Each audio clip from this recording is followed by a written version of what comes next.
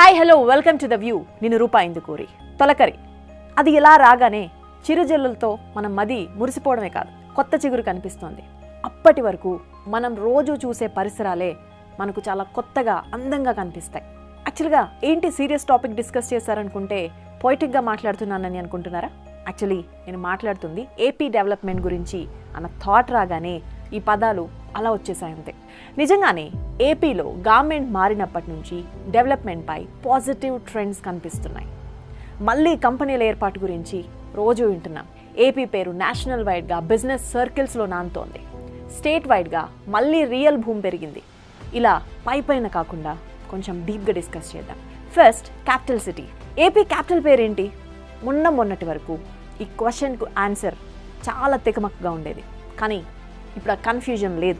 అమరావతి అని ఎలాంటి డౌట్స్ లేకుండా చెప్పొచ్చు. 2019లో ఎక్కడైతే అమరావతి నిర్మాణం ఆగిందో ఇప్పుడు కూడా అక్కడే ఉంది. లైక్ ఎక్కడ వేసిన గొంగళి అక్కడే అన్నట్టు ఇప్పుడు ఆ గొంగల్ని తీసి మళ్ళీ దులిపే పనిలో పడ్డారు చంద్రబాబు. సీఎంగా చంద్రబాబు ఛార్జ్ తీసుకోగానే అమరావతిపై ఫోకస్ పెట్టారు. శంకుస్థాపన చేసిన ప్రాంతంలో పర్యటించారు, నమస్కారం చేశారు, కొబ్బరికాయ కొట్టారు.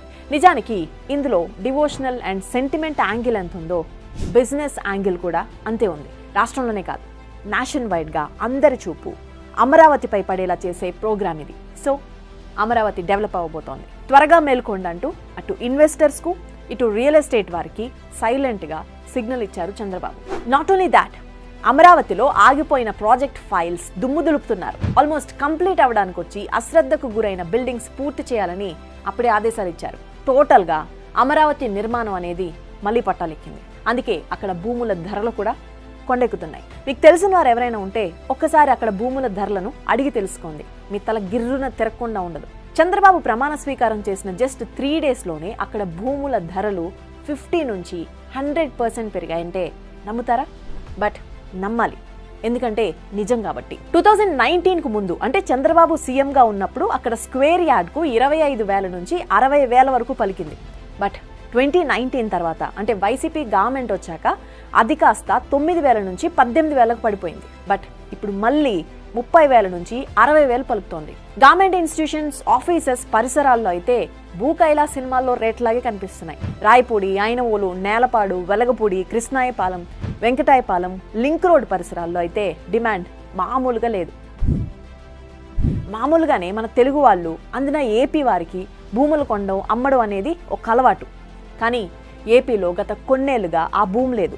కానీ మళ్ళీ తిరిగి వచ్చింది. ఇప్పుడు రాజధాని రైతులు చెప్పేది ఏంటంటే భూములు కొనడానికి హైదరాబాద్ నుండి చాలా మంది వచ్చి ఇంట్రెస్ట్ చూపిస్తున్నారని. Not only Hyderabad, US, UK, ఆస్ట్రేలియాలో సెటిల్ అయిన మన తెలుగు తేజాలు కూడా చాలా ఇంట్రెస్ట్ చూపిస్తున్నారు.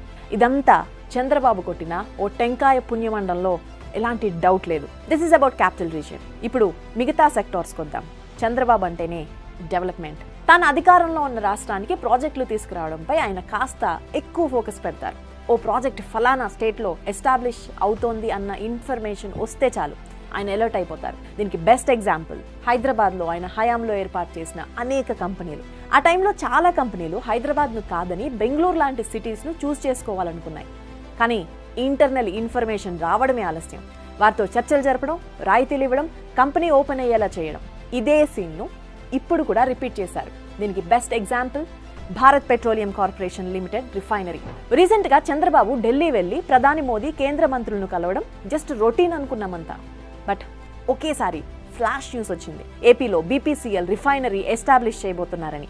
ఆ కంపెనీ సీఎండీతో సహా అనేక మంది అధికారులు రావడం, చంద్రబాబును కలవడం, ఫైనల్ రిపోర్ట్ రెడీ చేస్తున్నామని చెప్పడం చకచకా జరిగిపోయాయి. అయితే 3 లొకేషన్స్ను దీనికోసం చూస్ చేసుకున్నారు. ఎగ్జాక్ట్గా ఎక్కడా అని తెలియదు, కానీ ఇది మాత్రం 60,000 నుంచి 70,000 కోట్ల ఇన్వెస్ట్మెంట్తో ఏర్పాటు చేసే రిఫైనరీ. ఇది ఏర్పాటైతే లోకల్గా 25,000 ఉద్యోగాలు గ్యారంటీ అని తెలుస్తోంది. ప్రధాని మోదీ గుజరాత్కు చెందినవారు. అనేక మంది కేంద్ర మంత్రులు సొంత రాష్ట్రాలున్నాయి.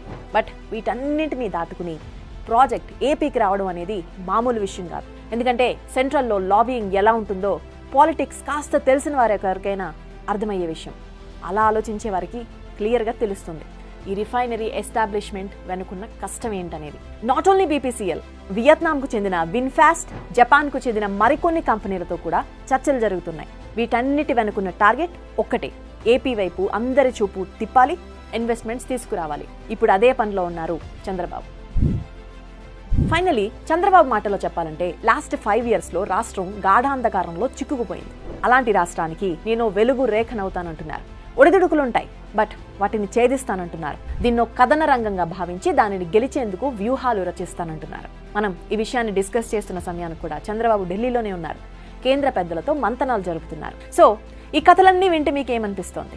నిజానికి చంద్రబాబు ఈ స్టేట్కు ఏదైనా చేసి తన పేరు చరిత్రలో నిలిచిపోవాలని చూస్తున్నారు. ఆయనది స్వార్థమేనా? అవ్వచ్చు, బట్ ఆ స్వార్థం రాష్ట్రాన్ని ముందుకు నడిపిస్తోంది, డెవలప్ చేస్తోంది. ఇది ప్రజలకు మంచి చేసేదే కాబట్టి ఆయన సెల్ఫిష్నెస్ మరింత పెరగాలని ఆశిద్దాం. That's all for now.